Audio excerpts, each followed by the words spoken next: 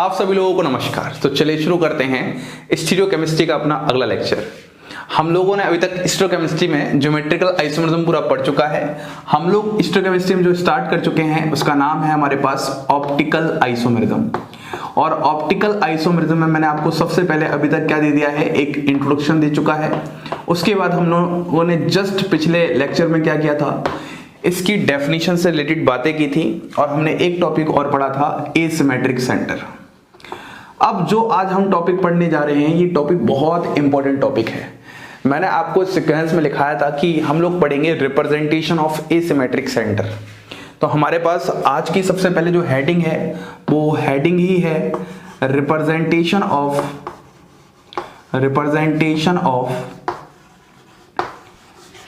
Asymmetric centre. आप लोगों को मैंने एसिमेट्रिक सेंटर बहुत अच्छे से समझा दिया था। यह एक sp3 हाइब्रिडाइज्ड सेंटर होता है जहां पर जो चारों ही लिगेंड्स या फिर एटम्स या ग्रुप ऑफ एटम्स होते हैं वो डिफरेंट होते हैं। अब रिप्रेजेंटेशन ऑफ एसिमेट्रिक सेंटर का ही जो दूसरे टॉपिक का नाम हो सकता है वो हो सकता है प्रोजेक्शन फॉर्मूला।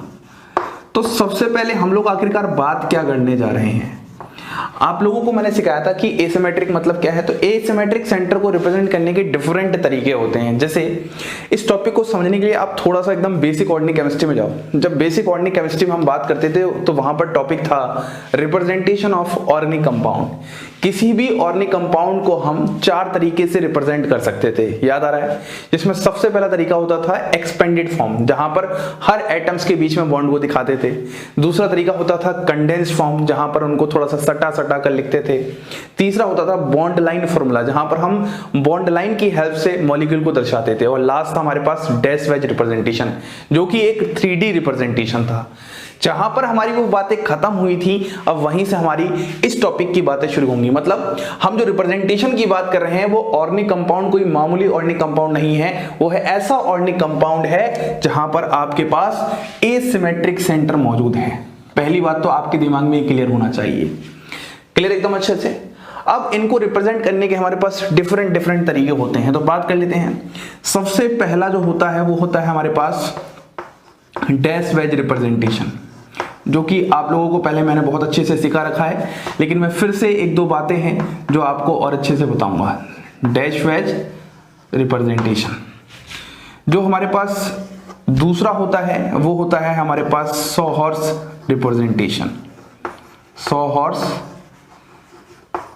रिप्रेजेंटेशन। तीसरा जो होता है हमारे पास वो होता है न्यूमान रिप्रेजेंटेशन। न्यूमान प्रोजेक्शन बोल सकते हो या न्यूमान रिप्रेजेंटेशन कह सकते हो। और जो लास्ट होता है हमारे पास वो होता है फिशर प्रोजेक्शन। तो आपके पास ये कुल चार तरीके होते हैं और इन चारों ही तरीके से आप क्या कर सकते हो, किसी भी एसिमेट्रिक सेंटर को रिप्रेजेंट कर सकते हो। ये बात समझ में आ रही है क्या? अब इन चारों ही तरीके को हमें बहुत ही सिस्टमेटिकली आराम से पढ़ना है। और यहां पर जो आपको बात याद रखनी है कि जब हम इनको पढ़ेंगे तो आपको पढ़ते समय क्या ध्यान रखना है, देखने का तरीका। बस आपका जो देखने का तरीका है वही चेंज होता जाएगा, मॉलिक्यूल तो एक ही रहेगा, बस उसको देखने के तरीके में बदलाव होने से आपका जो नजरिया बनेगा है ना, वह नजरिया चाहिए आपको यहाँ पर। और ये टॉपिक मतलब जल्दबाजी का नहीं है, ये टॉपिक थोड़े समय देने का है। फॉर एग्जाम्पल, आप जब भी किसी नए इंसान से मिलते हो तो नए इंसान से पहली बार में देखकर उसका चेहरा याद नहीं होता। जब थोड़ा सा वहां पर बार बार आप मिलते हो, समय बिताते हो, तब जाके उसका चेहरा प्रॉपर तरीके से याद होता है। वैसे ही यहाँ पर रिप्रेजेंटेशन का है। यदि मैं आज आपको रिप्रेजेंटेशन सिखाऊंगा तो मैं मैक्सिमम बातें आपको सिखा दूंगा, लेकिन आपको फिर बार बार रिवीजन करना पड़ेगा, आपको हर तरीके से हर नजरिए से देखना पड़ेगा और फिर आपको बहुत अच्छे से क्या होगा, कॉन्सेप्ट डेवलप हो जाएगा। ठीक है, ये चार तरीके हैं। तो आज हम इस लेक्चर में सबसे पहले दो तरीके पे बात करते हैं, डैश वेज रिप्रेजेंटेशन और सॉ हॉर्स रिप्रेजेंटेशन। और नेक्स्ट लेक्चर में मैं आपसे न्यूमान प्रोजेक्शन और फिशर प्रोजेक्शन की बात करने वाला हूं। क्लियर एकदम अच्छे से? तो आइए शुरू करते हैं। तो आज की हमारी जो सबसे पहली हेडिंग है उसका नाम ही है हमारे पास dash wedge representation. Dash wedge representation.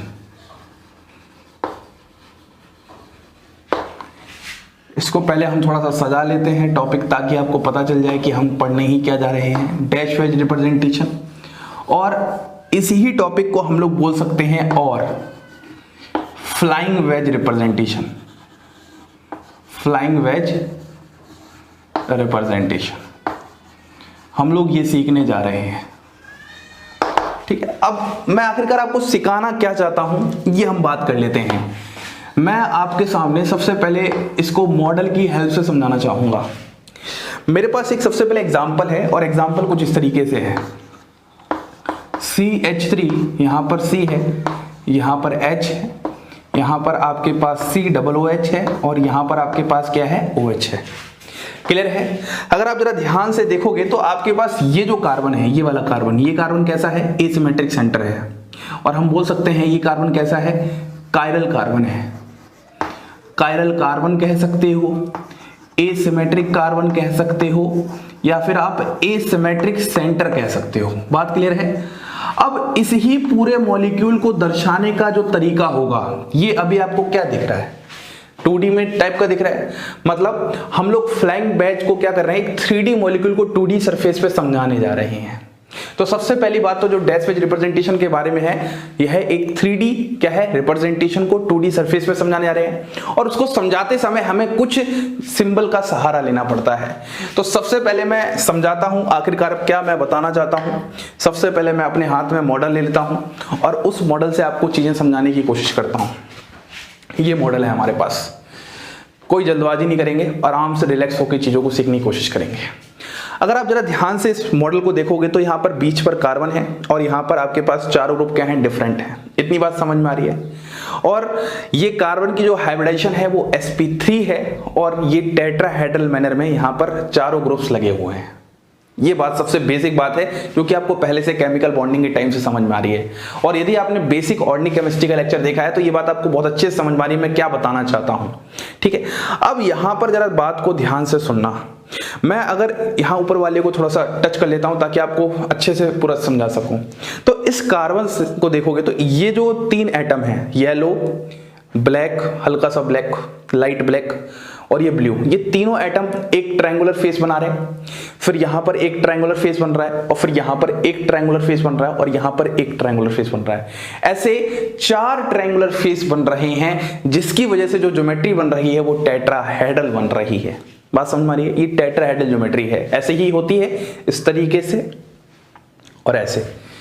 अब मैं इसको अलग अलग तरीके से देखना चाहता हूं। मतलब इस स्ट्रक्चर को चाहे मैं ऐसे पकड़ूं तब भी ये टेट्राहेड्रल है, ऐसे करूं तब भी ये टेट्राहेड्रल है। मतलब इस स्ट्रक्चर को मैं किसी भी तरीके से करूं टेट्राहेड्रल है, या फिर मैं इसको फिक्स कर दूं और मैं अपनी पोजीशन चेंज करते जाऊं, मैं अपनी पोजीशन चेंज करते जाऊं इसके रिस्पेक्ट में, तो मुझे अलग अलग तरीके से ये स्ट्रक्चर देखने को मिलने वाला है। बस सारी कहानी यहीं पर छुपी है कि हमने मॉलिक्यूल को फिक्स कर दिया, बस जो ऑब्जर्वर है उसके देखने के तरीके चेंज हो रहे हैं, उसको वो कहां से देख रहा है वही तरीके से आपके पास ये रिप्रेजेंटेशंस बन जाती हैं। सिंपल सी बात ये है। बोलिए, बात समझ में आ रही है क्या?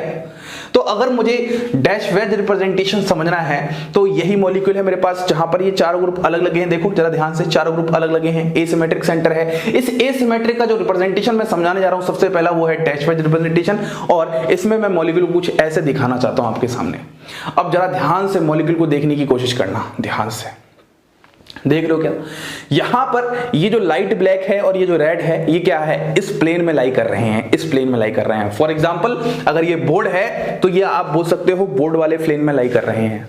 और येलो जो है वो आपकी तरफ आते हुए दिख रहा है और जो ब्लू है आपसे दूर जाते हुए दिख रहा है। मैं आपकी बात क्यों कर रहा हूं, क्योंकि याद करो मैंने बोला था ऑप्टिकल आइसोमेरिज्म में एक सिस्टमैटिक अप्रोच चाहिए और उस समय मैंने एक बात दिखाई थी, यू आर द ऑब्जर्वर। आप लोग ऑब्जर्वर हो, आप ऑब्जर्व करोगे, आपकी पोजीशन फिक्स्ड है, जहां पर बैठे हो वहां से देख रहे हो, तो इसका मतलब जब आप देखोगे तो आपको यही तो नजर आ रहा है कि ये जो दोनों है वो इस प्लेन में लाई कर रहे हैं, इस प्लेन में, और ये येलो आपकी तरफ आ रहा है और ये ब्लू आपसे दूर जा रहा है। अब इस ही को, ये आपके सामने एक 3D स्ट्रक्चर है, जाहिर सी बात है। अब इसी 3D स्ट्रक्चर को मुझे इस 2D सरफेस पे समझाना है तो थोड़ी सी तो दिक्कतें होंगी, तो हम लोग यहां पर सिंबल का सहारा लेते हैं। हम लोग यहाँ पर सिंबल का सहारा लेते हैं। तो मैं यहाँ पर डायग्राम आपके सामने बनाता हूँ और यहाँ पर जो सिंबल आएंगे उन सिंबल का मतलब भी आपको समझाता हूँ। लेकिन ये बताओ, सबसे पहले ये बात समझ में आ रही है आपको, ये जो येलो वाला है आपकी तरफ है, ये जो ब्लू वाला है आपसे दूर है, और ये जो है ये इस तरफ है, और ये जो है ये इस तरफ है। बोलिए, ठीक है। तो अब हम शुरू करते हैं, थोड़ा सा डायग्राम बना के मैं आपको समझाने की कोशिश करता हूँ। देखो डायग्राम में हम कुछ ऐसे ही बनाएंगे। यहाँ हमारे पास क्या है, कार्बन है। कार्बन में सबसे पहले आप दो बॉन्ड को इस तरीके से बना दो, ठीक है, ये वाली बॉन्ड होगी। और मैं यहाँ पर इनका कलर लिखता हूँ। जैसे मैंने आपको अगर ये वाला स्ट्रक्चर दिखाया तो मैं इनका यहाँ पर कलर लिखता हूँ। देखो जरा ध्यान से, मैं इनका अगर कलर लिखने की कोशिश करूंगा तो इस तरफ क्या आ रहा है आपके पास, लाइट ब्लैक आ रहा है। इस तरफ क्या आ रहा है आपके पास, लाइट ब्लैक आ रहा है। इस तरफ लिखूंगा तो इस तरफ क्या आ रहा है आपके पास, रेड आ रहा है। इतने में कोई दिक्कत नहीं है, बोलिए, अरे बताइए जल्दी से। ये जो लाइट ब्लैक है वो उस तरफ जा रहा है और रेड इस तरफ जा रहा है। अब एक आपकी तरफ आ रहा है, इसको दिखाने के लिए मैं कुछ इस तरीके से सॉलिड लाइन का, थिक लाइन का सहारा लूंगा। ये अपने आप में रिप्रेजेंट ही क्या कर रहा है, ये आपकी तरफ आ रहा है। आप ऐसे मानो कि आपकी नाक को मारने वाला है, मतलब ये येलो वाला आपकी नाक पर लगने वाला, टच होने वाला है। तो इसको ऐसे दर्शाऊंगा मैं, और ये हमारे पास क्या हो जाएगा, यहाँ पर येलो हो जाएगा। क्या हो जाएगा, येलो। और इसके जस्ट पीछे की तरफ हमारे पास क्या हो जाएगा, जस्ट पीछे की तरफ ये जो मैं ब्रोकन लाइन या फिर डैश लाइन से समझा रहा हूं, ब्लू। क्या हो जाएगा, ब्लू। ये जो मैंने इस स्ट्रक्चर को इस तरीके से दर्शाया है, इसी को हम बोलते हैं डैश वैच रिप्रेजेंटेशन, जो कि हमने सिंबल की हेल्प से समझाया है। हमारे पास यहां पर तीन तरह के सिंबल नजर आ रहे हैं। एक तो ये नॉर्मल लाइन, जो कि ये भी नॉर्मल लाइन है और ये भी नॉर्मल लाइन है। एक हमारे पास है ब्रोकन लाइन, इस तरीके से आपको दिख रही होगी ब्रोकन लाइन। एक आपको दिख रही है ब्रोकन लाइन, और एक आपको दिख रही है सॉलिड लाइन, जिसको आप वैज भी बोलते हो। बोलिए, बात समझ आ रही है। मतलब इसी एसिमेट्रिक सेंटर को अगर हम ऐसे दर्शा सकें, इसी को हम बोलते हैं डैश वैज रिप्रेजेंटेशन। और अगर मैं थोड़ा और अच्छे से आपको समझाऊं तो मैं ये बोल सकता हूं, ये जो है दूसरे कलर का यूज करते हैं, ये जो दोनों हैं ये क्या है, नॉर्मल लाइन है। और अगर ये नॉर्मल लाइन है तो किस में है, ये प्लेन में है, इन द प्लेन। ये जो है इसको हम बोलते हैं वेज, और अगर ये वेज है तो इसका मतलब होता है टुवर्ड्स ऑब्जर्वर, आप लोगों की तरफ, टुवर्ड्स ऑब्जर्वर। और जो ये है इसका मतलब होता है away from observer, away from observer. और इसको हम बोलते क्या है, इसको हम बोलते हैं डैश। क्या बोलते हैं, डैश। तो इसीलिए क्योंकि इसमें डैश और वेज नाम आ रहे हैं तो इसको बोलते हैं डैश वेज रिप्रेजेंटेशन। क्या आपको ये बात यहां तक इतनी समझ में आई? एसिमेट्रिक सेंटर का पहला रिप्रेजेंटेशन समझ में आया, कोई दिक्कत नहीं हो रही। अब इस स्ट्रक्चर को भी हम डिफरेंट तरीके से बना सकते हैं। बनाने को मैंने दिखाने को आपको इस तरीके से दिखा दिया, अभी इस तरीके से दिखाया, इस तरीके से।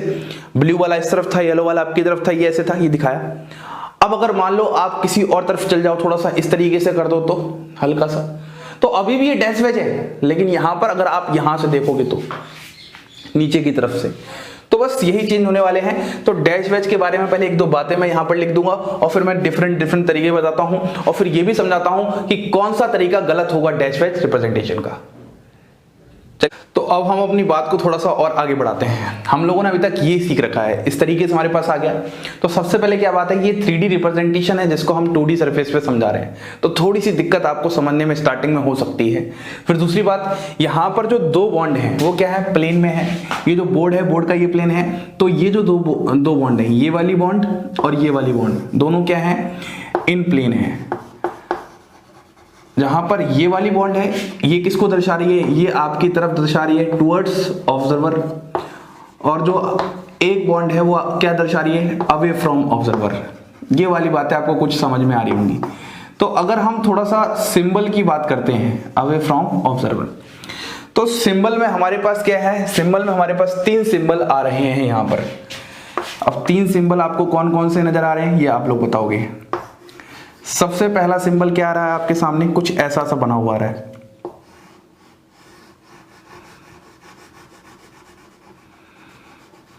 ऐसा। दूसरा जो सिंबल आ रहा है वह आपके सामने कुछ ऐसा बना रहा है, और तीसरा सिंबल आपके सामने कुछ ऐसा बना रहा है। तो अगर मैं इसकी बात करता हूं तो ये आपके पास क्या है, आप इसको सॉलिड लाइन कह सकते हो, या फिर आप इसको थिक लाइन कह सकते हो, या फिर आप इसको लास्ट में वेज भी बोल सकते हो, वेज। ये सभी क्या रिप्रेजेंट करते हैं, ये सभी रिप्रेजेंट करते हैं टुवर्ड्स ऑब्जर्वर। इन सभी का मतलब ही क्या है, टुवर्ड्स ऑब्जर्वर। तो अगर कहीं पर आज के बाद ऐसा लिखा होगा तो समझ जाना वो टुवर्ड्स ऑब्जर्वर दिखा रहा है। ये बात बिल्कुल ऐसी है जैसे आप ट्रैफिक सिग्नल के नियम पालन करते हो। जैसे पहला येलो है, ग्रीन है, रेड है। रेड का मतलब क्या होता है, रुकना होता है।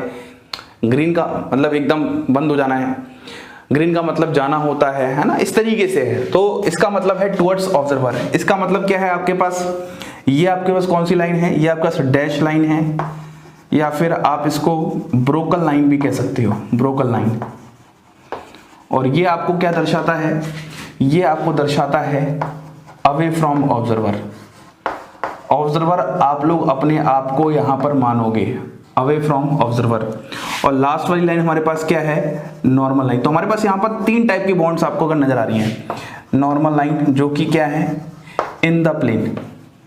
ये बॉन्ड क्या है, इन द प्लेन। ये बात को आपको ध्यान रखना है जो अभी तक हमने यहां पर सीखा। अब अगर मान लो हम एग्जाम्पल की बात करते हैं डिफरेंट, तो हम इसको ऐसे भी दर्शा सकते हैं कुछ इस तरीके से। यहां पर हमारे पास R1 है, यहां पर हमारे पास R2 है, यहां पर कुछ आप ऐसे दर्शा दोगे इस तरीके से, और यहां पे फिर जस्ट इसके पीछे। तो यहां पर हो जाएगा R3 और यहां पर हो जाएगा R4। आप इस ही स्ट्रक्चर को इस तरीके से भी दर्शा सकते हो, क्लियर है। या फिर आप इसी ही स्ट्रक्चर को कुछ ऐसे भी लिख सकते हो। यहां पर आपके पास R1 है, यहां पर R2 है, यहां पर आप कुछ ऐसा कर दो, R3 है, और यहां पर आप R4 कर दो। तो ये सारे तरीके एक ही जैसे आपको नजर आने वाले हैं। या फिर आप और कुछ करना चाहते हैं तो आप इसी ही स्ट्रक्चर को ऐसा भी कर सकते हो, R1 और यहां पर R2। तो ये क्या हो जाएगा, R3, और यहां पर क्या हो जाएगा आपके पास, R4 हो जाएगा। मतलब ये सारे डिफरेंट तरीके से आप समझा सकते हो। लेकिन एक बात आप थोड़ा सा गौर करो, देखो अगर आप गौर करोगे तो यहां पर आपके पास क्या बन रहा है, कुछ बी शेप बन रहा है। फिर यहां पर देखो, यहां पर आपके पास क्या बन रहा है, दोनों ही नॉर्मल लाइन की वजह से वी शेप बन रहा है। यहां पर भी क्या बन रहा है, दोनों ही नॉर्मल लाइन की वजह से वी शेप बन रहा है। ऐसे ही यहां पर क्या बन रहा है, दोनों नॉर्मल लाइन की वजह से बी शेप बन रहा है। मतलब ये सारी पॉसिबिलिटीज से आप क्या कर सकते हो, डैश वेज रिप्रेजेंटेशन कर सकते हो। सवाल ये आता है सर आप कैसे रिप्रेजेंट नहीं करवा सकते, तो जरा ध्यान से आप समझना। अगर मैं एक स्ट्रक्चर ऐसा बनाता हूं कुछ इस तरीके का, यहां पर ऐसे हो चुका है, यहां पर R1 कर दें, यहां पर R2 कर दें, यहां पर R3 कर दें, और यहां पर R4 कर दें। तो ये जो तरीका हो जाएगा, ये तरीका आप लोगों के पास बिल्कुल गलत हो जाएगा। हमेशा याद रखना है, जो आपकी नॉर्मल लाइन की वजह से जो बी शेप बनेगा, उस बी शेप में कभी भी कोई भी बॉन्ड नहीं होनी चाहिए। बस इस बात को आपको ध्यान रखना है। बोलिए, जैसे मान लो मैं कुछ ऐसा बना देता हूं इस तरीके से, दोनों ही नॉर्मल लाइन है। तो आप यहां पर ये अगर आपने यहां पर R1 बना दिया, यहां पर आपने R2 बना दिया, तो आप यहां पर कभी भी इन दोनों ही बी शेप के बीच में इस तरीके से बॉन्ड नहीं बनाने वाले। मतलब ये तरीका आपके पास क्या हो जाएगा, गलत हो जाएगा। इसका मतलब बिल्कुल गलत हो जाएगा। क्या बोला मैंने, जो आपके पास ये बी शेप बन रहा है, इस बी शेप के रीजन में, इस वी शेप के रीजन में, इस वी शेप के रीजन में, इस वी शेप के रीजन में कभी भी कोई बॉन्ड नहीं होने वाला। देखो इस वी शेप के रीजन में क्या आ रहा है, बॉन्ड आ रहा है, तो गलत रिप्रेजेंटेशन है, ये कोई डैश वेज रिप्रेजेंटेशन नहीं है। यहां पर बात करते हैं इस बी शेप के रीजन में आ रहा है, ये भी कोई डैश वेज रिप्रेजेंटेशन नहीं है। बोलिए, बात समझ में आ रही है। मान लो अगर आपका मन कर रहा है कुछ ऐसा बनाने का, ये लोग ऐसा कर देते हैं और यहाँ पर क्या लगा देते हैं, डैश लगा देते हैं, यहाँ पर ऊपर की तरफ लगा देते हैं। तो ये हो जाएगा R3, यहाँ हो जाएगा R4, यहाँ हो जाएगा R1, यहाँ हो जाएगा R2। ये भी तरीका आपके पास क्या हो जाएगा, गलत हो जाएगा। तो यहाँ पर आपको ध्यान यही रखना है कि जो आपके पास बी शेप बन रही है, जो आपके पास वहां पर जो भी स्पेस बन रहा है, उसके बीच में कभी भी बॉन्ड नहीं होगा। ये कोई समझाता नहीं है, ये कोई नहीं सिखाता, बस मैं सिखाने की कोशिश इसलिए कर रहा हूं ताकि आप कभी गलतियां ना करो। ये बहुत छोटी छोटी चीजें होती हैं जो आपको खुद अपने आप समझनी पड़ेंगी। तो क्या आपको पहला डैश वेज रिप्रेजेंटेशन अच्छे से समझ में आ रहा है? ज्यादा दिमाग नहीं लगाना। ये वो रिप्रेजेंटेशन है जिसको आप 12th क्लास से पढ़ते आ रहे हो। जब आपने हेलोल्केन हेलोरिन में स्टीरियोकेमिकल एस्पेक्ट पढ़ा होगा तो आप इसकी बात करते हो। जो आने वाले हैं वो थोड़े से कॉम्प्लिकेटेड हैं, लेकिन ये बिल्कुल भी कॉम्प्लिकेटेड नहीं है, बहुत ईजी है। अब हमारे पास यहाँ पर 3 सिंबल हैं। हमारे पास एक सिंबल और होता है, मतलब 3 तरह की आप लाइन बोल सकते हो, solid line, dash line, normal line. एक लाइन और होती है वेवी लाइन। उस वेवी लाइन के बारे में आपको थोड़ा सा आइडिया देता हूं और फिर मैं आपको एक जिगजैग नोटेशन होती है, वो बहुत यूज होती है और लगभग डैश वेज का ही एक एक्सपेंडेड फॉर्म होता है, उसकी हम बात करते हैं। तो अभी तक हमने सबसे पहले डैश वेज रिप्रेजेंटेशन की बात कर रखी है। जिस बात का ध्यान रखना है वो मैंने आपको बता रखा है। जब 2 नॉर्मल लाइन होती हैं उनके बीच में जो बी शेप बनता है उसके बीच में कभी भी कोई बॉन्ड नहीं होता। बाकी आप किसी भी तरीके से डैश वेज रिप्रेजेंटेशन बना सकते हो। अब अगर हम थोड़ा सा सिंबल के बारे में और एक बात कर लें तो अभी तक हमने सिंबल से रिलेटेड क्या क्या बातें पढ़ ली। सबसे पहले हमने सिंबल से रिलेटेड बात जो पढ़ रखी है कि एक तो हमारे पास जो सिंबल होता है वह होती है सॉलिड लाइन, और सॉलिड लाइन को ही आप बोलते हो वेज। यही तो पढ़ा है, जिसको आप कुछ इस तरीके से दर्शाते हो। ठीक है। दूसरी लाइन जो होती है वो होती है हमारे पास डैश लाइन, जिसको हम ब्रोकन लाइन भी कहते हैं, और ऐसे आप दर्शाते हो कुछ इस तरीके से ब्रोकन टाइप। तीसरी जो लाइन होती है वो होती है हमारे पास नॉर्मल लाइन, जो कि हमारे पास क्या होती है, इन द प्लेन होती है, और जिसको हम नॉर्मली सिर्फ ऐसे इस तरीके से दर्शाते हैं। जो एक और हमारे पास लाइन होती है उसको हम लोग कहते हैं वेवी लाइन। बहुत इंपॉर्टेंट टॉपिक, वेवी लाइन। देखो वेवी लाइन का मतलब मैं आपको थोड़ा सा एग्जांपल से समझाता हूं। मान लो अगर मैं आपके सामने एक एग्जांपल लेता हूं इस तरीके से, और यहां पर मैं आपके सामने लगा देता हूं OH, और यहां पर मैं आपके सामने लगा देता हूं H। तो जब आप इस एग्जाम्पल में देखोगे तो यहां पर आपको साफ साफ समझ में आ रहा है जो OH है वो क्या है, आपकी तरफ है, टुवर्ड्स ऑब्जर्वर है, और जो H है वो क्या है, आपसे दूर है। लेकिन अगर मैं एक और डायग्राम बनाता हूं इस तरीके से, एक और रिप्रेजेंटेशन बनाता हूं, यहां पर आपके पास R1 है, यहां पर आपके पास R2 है, और इस बार मैं कुछ ऐसे से बना देता हूं OH, कुछ वेव टाइप का बना देता हूं OH। मैं यहाँ H को नहीं दर्शा रहा क्योंकि हमें पता है जिसका कोई नहीं होता उसका H होता है, बहुत बेसिक ऑर्गेनिक केमिस्ट्री के टाइम हमने सीखा था। अब अगर मैं जो इस तरीके का रिप्रेजेंटेशन बना रहा हूं, ना ही ये नॉर्मल लाइन है, ना ही ये सॉलिड लाइन है, ना ही ये ब्रोकन लाइन है, अगर ये कुछ भी नहीं है तो मैं बोलूंगा ये हमारे पास कौन सी लाइन होती है, वेवी लाइन होती है। अब सर आखिरकार हम वेवी लाइन से मतलब क्या समझेंगे? तो वेवी लाइन से मतलब हम ये समझेंगे ये हम तब यूज करते हैं जब हमें नहीं पता होता कि OH का ओरिएंटेशन क्या है, क्या OH आपकी तरफ है या OH आपसे दूर है, ये हमें नहीं पता होता। जब हमें नहीं पता होता तो उस समय उस दौरान हम वेवी लाइन यूज करते हैं। मतलब ये अवे फ्रॉम ऑब्जर्वर भी हो सकता है, अवे फ्रॉम ऑब्जर्वर भी हो सकता है, ऑब्जर्वर भी हो सकता है, और मे बी टुवर्ड्स ऑब्जर्वर। जब हम लोगों को ये नहीं पता होता कि ये अवे फ्रॉम ऑब्जर्वर है या टुवर्ड्स ऑब्जर्वर है, उस दौरान हम लोग क्या करते हैं, वेवी लाइन का यूज करते हैं। तो क्या आपको ये फोर्थ टाइप बॉन्ड समझ में आ रही है? कोई दिक्कत नहीं है। मान लो अगर मैं एक और एग्जांपल की आपसे बात करता हूं, तो एक और एग्जांपल हमारे पास कुछ ऐसा है। यहां पर आपके सामने मैंने लगा दिया F, और यहां पर मैंने लगा दिया Cl। यहां तो आपके पास R1 और R2 लगे ही हुए हैं। हमें इस एग्जांपल में साफ साफ समझ में आ रहा है ये डैश वेज रिप्रेजेंटेशन है, जहां पर 2 बॉन्ड क्या है, इन द प्लेन है। एक बॉन्ड आपकी तरफ है और एक बॉन्ड आपसे दूर है। बोलिए, इसको मैं बहुत डिफरेंट तरीके से समझा सकता हूं, लेकिन शर्त है इस वी शेप में कोई भी बॉन्ड नहीं होनी चाहिए। लेकिन अगर मैं यहां पर एक मॉलिक्यूल इस तरीके से ले लूं, फिर से यहाँ पर मैं R1 लेता हूँ, यहाँ पर मैं R2 लेता हूँ, और इस बार मैं कुछ ऐसे F दर्शा दूँ और इस बार मैं कुछ ऐसे Cl दर्शा दूँ। इसका सिर्फ मतलब ये होता है कि हमें नहीं पता कि F आपकी तरफ है या आपसे दूर है, हमें नहीं पता कि Cl आपकी तरफ है या Cl आपसे दूर है।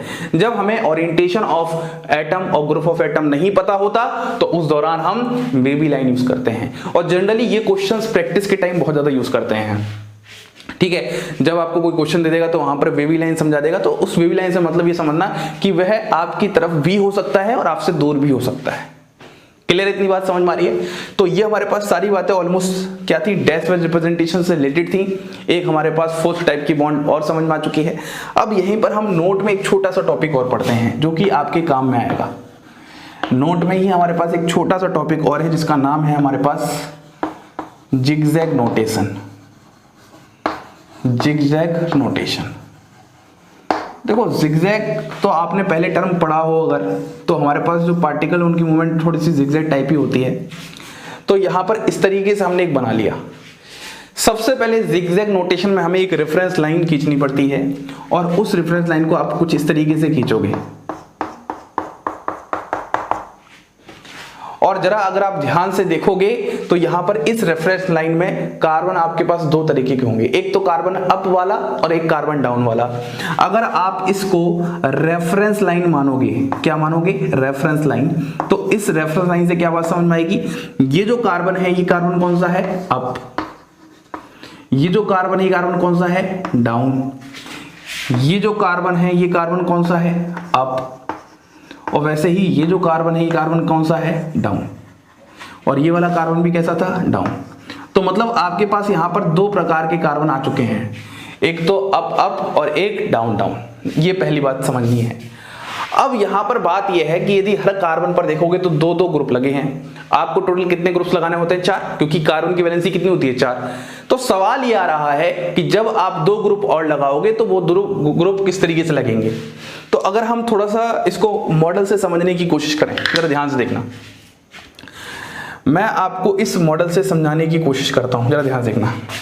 ये मॉडल लगभग ऐसा ही है। ब्लैक को आप कार्बन मान लो, देखो ये भी कार्बन है और ये भी ब्लैक कार्बन है। जरा आप ध्यान से देखोगे, जब ये वाला कार्बन ऊपर की तरफ जा रहा है, ध्यान से देखना है आपको, ये डाउन है कार्बन, ये कार्बन अप है, ये फिर डाउन है, ये अप है। इस तरीके से कार्बन चलते जा रहे हैं। आप यहां पर सिर्फ कार्बन मान के लो, और यहां पर भी क्या है, आपके पास कार्बन है। मैं ब्लैक वाला ही लगा देता हूं, नहीं तो कंफ्यूजन चीजें बहुत होती हैं यार। देखो, जो जैसा मैं आपको मॉडल से सिखा पाऊंगा आपको वही याद रहने वाला है, और मैं फिर कहूंगा मॉडल से सीखने के बाद जरूरी नहीं है आप उसको याद भी करो।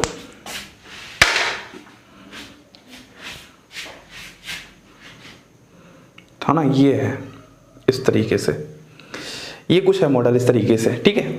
अब अगर जरा आप मॉडल ध्यान से देखोगे तो ब्लैक वाले कार्बन है और आपको जिगजैग टाइप का दिख रहा होगा जिस तरीके से मैंने यहां बनाया। आपको बस ये देखना है, जब कार्बन ऊपर की तरफ है, ये जो मैंने कार्बन पकड़े हैं ये दोनों कार्बन ऊपर की तरफ हैं, जरा ध्यान से देखो, ये जो मैंने कार्बन पकड़े हैं ये दोनों कार्बन ऊपर की तरफ हैं। तो जब कार्बन ऊपर की तरफ है तो रिमेनिंग 2 बॉन्ड भी जो है वो ऊपर की तरफ है। देखो ये वाला कार्बन ऊपर की तरफ है तो जो इसकी 2 बॉन्ड है ये भी ऊपर की तरफ है, ये वाला कार्बन ऊपर की तरफ है तो इसकी जो 2 बॉन्ड है ये भी ऊपर की तरफ है। ऐसे ही ये जो कार्बन नीचे की तरफ है इसकी दोनों बॉन्ड नीचे की तरफ हैं। तो हम यहां से सिंपल क्लियर कट एक पॉइंट लिख सकते हैं, यदि कार्बन अप है तो उसकी रिमेनिंग 2 बॉन्ड्स भी अप रहेंगी, यदि कार्बन डाउन है तो उसकी रिमेनिंग 2 बॉन्ड भी डाउन रहेंगी। ठीक है, तो मैं इसको पहले डायग्राम में समझाता हूं और फिर आप इसको लिख लेना। डायग्राम अगर मैं बनाऊंगा इसकी फिर से, तो डायग्राम कैसी बन जाएगी, जरा ध्यान देखना। यही आपके पास कुछ था इस तरीके से, यहां पर आपके पास कार्बन है, कार्बन है, कार्बन है। तो अगर मैं ग्रुप लगाऊंगा तो यहां पर कहां लगाऊंगा, ऊपर की तरफ ग्रुप लगाऊंगा। तो एक तो आपके पास सॉलिड और एक आपके पास ब्रोकन। ये डाउन है तो डाउन में कैसे लगाऊंगा, एक तो आपके पास सॉलिड और एक आपके पास ब्रोकन पीछे की तरफ। अप है तो अप में कहां लगाऊंगा, ऊपर की तरफ लगाऊंगा, एक तो आपका सॉलिड और एक आपके पास डैश। तो अगर आप जरा ध्यान से देख रहे हो तो इसी को बोलते हैं हम लोग जिगजैग नोटेशन। और आप लिख भी लो, if in zigzag notation carbon is up then remaining 2 bonds up. अगर हमारे पास ये एक रेफरेंस लाइन है, ये अगर हमारे पास एक रेफरेंस लाइन है और रेफरेंस लाइन में अगर कार्बन हमारे पास ऊपर की तरफ है तो उसकी रिमेनिंग 2 बॉन्ड भी ऊपर की तरफ होंगी। और if carbon is down then remaining 2 bonds will also be down. अगर डाउन तो हमारे पास रिमेनिंग 2 बॉन्ड भी डाउन में होंगी। ऐसा क्यों कर रहे हैं, दिमाग लगाओ यार। अगर हम यहां ना लगाएं, अगर हम यहां लगाते हैं इस वाले में, तो ये तो वी शेप बन रहा है और डैश वेज रिप्रेजेंटेशन है, और डैश वेज रिप्रेजेंटेशन मैंने समझाया था कभी भी वी शेप में कोई बॉन्ड नहीं होता। मतलब आप तो बोलोगे सर इसको आप ऐसे बना दो, इसको आप इस तरीके से बना दो, यहां पर आप लगा दो इस तरीके से, और यहां पर आप लगा दो इस तरीके से, यहां पर आप लगा दो इस तरीके से, और यहां पर आप लगा दो इस तरीके से, तो ये तो गलत हो जाएगा ना यार। कभी भी जो वी शेप बनता है दो नॉर्मल लाइन के बीच में, उसमें कभी कोई बॉन्ड नहीं होता। यही तो मैंने सिखाया था जस्ट पीछे। तो जिगजैग नोटेशन कुछ ज्यादा हवा हवाई टाइप का नहीं है। जिगजैग नोटेशन सिंपल यही होता है, जहां पर डैश वेज रिप्रेजेंटेशन का एक थोड़ा सा एक्सपेंडेड फॉर्म आप कह सकते हो। हम लोग क्यों सीख रहे हैं, क्योंकि जो जिगजैग नोटेशन में हमारे पास इस तरीके से जिगजैग फॉर्म में होते हैं वो कार्बन ही होते हैं, इस तरीके से जो प्लेन में लाई करते हैं। हमेशा हमारी कोशिश रहती है कि हमेशा जो कार्बन है वो प्लेन में लाई करें, इसलिए हमें जिगजैग नोटेशन से ये समझ में आ रहा है कि जो प्लेन में है वो कार्बन है। तो अगर कभी कहीं दिक्कत हो तो हम उस फॉर्म को जिगजैग नोटेशन में बदल सकते हैं, जहां पर सारे कार्बन एटम किस में लाई कर रहे हैं, प्लेन में लाई कर रहे हैं। बाकी थोड़ा सा आपको आइडिया इतना होना चाहिए था, काफी इतना आइडिया। बोलिए, इतनी बात समझ में आ रही एकदम अच्छे से, यहां तक कोई दिक्कत नहीं है। तो ये आपके पास था पूरा का पूरा क्या, डैश वेज रिप्रेजेंटेशन, जिसमें थोड़ा सा हमने जिगजैग नोटेशन के बारे में बातें समझ ली हैं। ठीक है, इसी स्ट्रक्चर को आप थोड़ा सा ऊपर की तरफ कर दोगे तो ये डैश वेज ऊपर चल जाएंगे, सिंपल सी बात है। वो हम फिर इंटर कन्वर्जन समझेंगे, जब इंटर कन्वर्जन की बात करेंगे तो वहां पर बीच में जब डिफरेंट डिफरेंट क्वेश्चंस आएंगे और समझ में आएगा। तो अब हम इसके बाद बात करते हैं अपना सेकंड रिप्रेजेंटेशन, जो कि बहुत बहुत इंपॉर्टेंट है, सॉहर्स रिप्रेजेंटेशन। तो हम लोगों ने सबसे पहला रिप्रेजेंटेशन अपना कंप्लीट कर चुका है। अब हमारे पास सेकंड रिप्रेजेंटेशन है, वह होता है हमारे पास सॉहर्स रिप्रेजेंटेशन।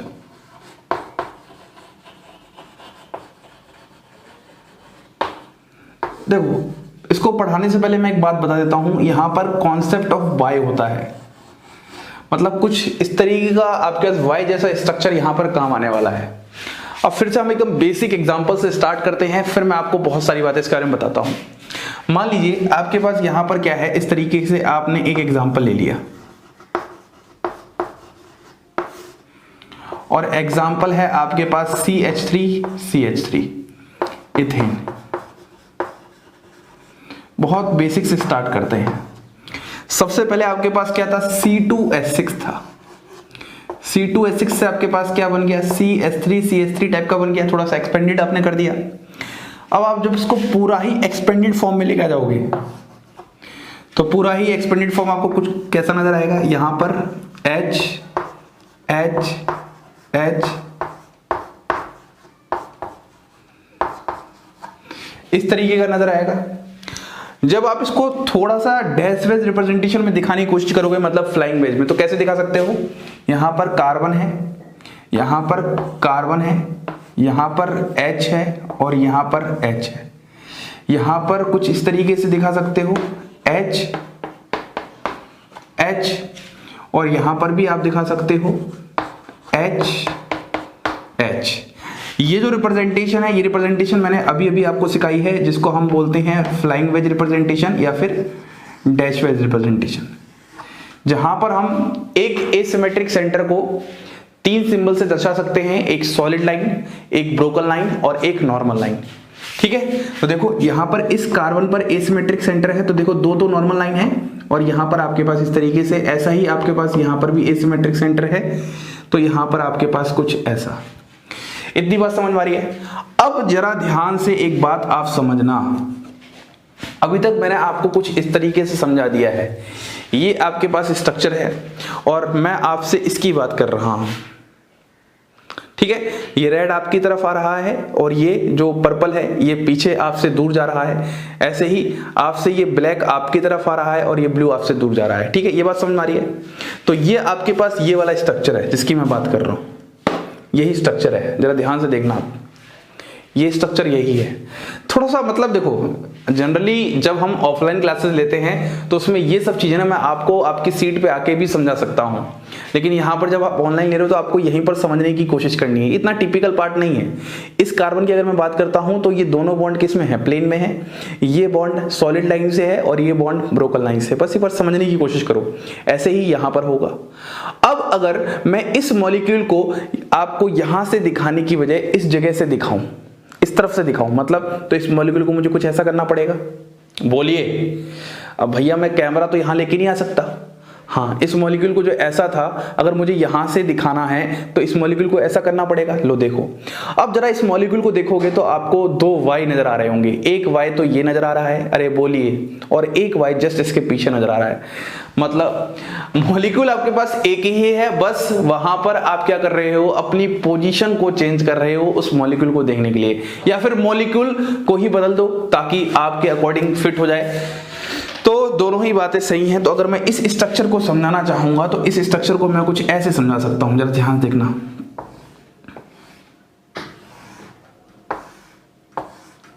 इस तरीके से, बोलिए, वही मैं बना रहा हूं। एक तो H यहां पर आ जाएगा, H यहां पर आ जाएगा, फिर एक H यहां पर, एक H यहां पर, एक H यहां पर, एक H यहां पर। अब थोड़ा सा मतलब ये समझते हैं ये फंडा है क्या। देखो, ये जो H लगा है ये डाउन है, ये वाला H भी क्या है, डाउन है। ये वाला H अप है, ये वाला H भी क्या है, अप है। ये वाला H भी क्या है, अप है। ये वाला H भी क्या है, अप है। तो डाउन और अप का फंडा आ रहा है। तो आप देखोगे तो ये वाला H यहाँ है, ये वाला कार्बन ये है। ये जो H आपकी तरफ आ रहा है वो ये अप यहाँ है, और अप के आगे आप लगा दो फ्रंट, क्योंकि आपकी तरफ आ रहा है। ये आपसे दूर जा रहा है तो अप की जगह यहाँ पर लगा दो बैक, ये आपसे दूर जा रहा है। ऐसे ही यहाँ पर ये H आपकी तरफ आ रहा है तो यहाँ पर लगा दो आप फ्रंट, ये H आपसे दूर जा रहा है तो यहाँ पर लगा दो आप बैक। बस खत्म हो गया। यही तो आपके पास होता है सोर्स रिप्रेजेंटेशन। मतलब इस ही मॉलिक्यूल को यदि आप यहां से देखना स्टार्ट करोगे, यहां से अगर देखना स्टार्ट करोगे, यदि आपकी आंखें यहां होंगी तो यहां से देखने पर आपको कुछ इस तरीके का मॉलिक्यूल रिप्रेजेंट होगा और आपको कुछ वाई का फंडा समझ में आ रहा होगा। बोलिए, इसी को हम बोलते हैं सोहर्स रिप्रेजेंटेशन। तो अगर मैं कॉन्सेप्ट ऑफ वाई की बात करता हूं तो हमारे पास जो वाई होते हैं वो यहां पर दो तरीके की होती हैं। एक तो वाई होती है हमारे पास इरेक्ट वाई, और एक वाई होती है हमारे पास इन्वर्टेड वाई। इरेक्ट वाई का मतलब होता है सीधा वाई, जो कि इस तरीके से आपको दिखने वाला है, और इन्वर्टेड वाई होता है उल्टा वाई, जो कि आपको इस तरीके से देखने वाला है। अगर मैं इरेक्ट वाई की बात करता हूं तो देखो, यहां पर ये अप है, ये अप है, और यहां पर ये डाउन है। यहां पर ये डाउन है, ये डाउन है, और यहां पर ये अप है। अब इन दोनों की पॉसिबिलिटी से मैं यहां पर टोटल 4 तरह के सोहर्स को सोच सकता हूं। किस तरीके से? एक तो सबसे पहली पॉसिबिलिटी कुछ ऐसी हो सकती है, इस तरीके से दोनों ही वाई कैसी हो, इरेक्ट हो। दूसरी जो पॉसिबिलिटी हो सकती है वो कैसी हो सकती है, दोनों ही वाई कैसी हो, इन्वर्टेड हो, कुछ इस तरीके से।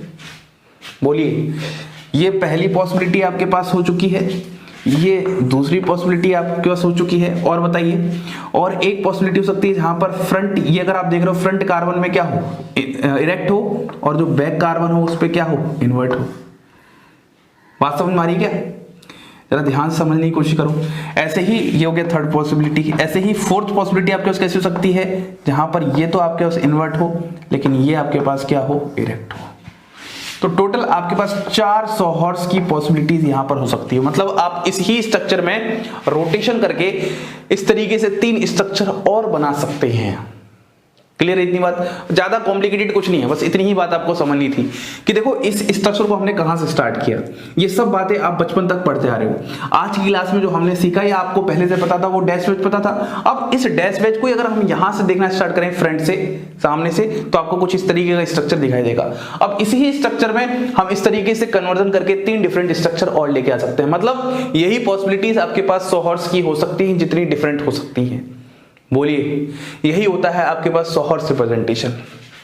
अब यहां पर जो सबसे इंपॉर्टेंट टॉपिक एक बन जाता है वो होता है कि एक सोहर्स को दूसरे सोहर्स में कन्वर्ट करना। हम लोगों ने सीख लिया कि सोहर्स रिप्रेजेंटेशन क्या है, लेकिन बहुत सारे सवाल होते हैं जहां पर सोहर्स को ऐसे ना बनाकर इस तरीके से चेंज कर देगा, इस तरीके से नहीं तो इस तरीके से चेंज कर देगा, इस तरीके से नहीं तो इस तरीके से चेंज कर देगा।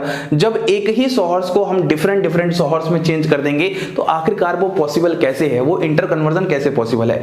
मैं अभी आपको यहां पर एक रिप्रेजेंटेशन को दूसरे रिप्रेजेंटेशन में इंटर कन्वर्ट करना नहीं सिखा रहा, मैं आपको एक ही रिप्रेजेंटेशन को उसी की डिफरेंट फॉर्म्स में समझाना चाहता हूं कि कैसे रोटेशन करके वो अपनी उसी ही रिप्रेजेंटेशन में बदल सकता है। तो एक टॉपिक हम पढ़ते हैं इसी में जहां पर हम लोग सोहर्स के अंदर ही सोहर्स को बदलना सीखेंगे by the help of rotation. चलिए शुरू करते हैं।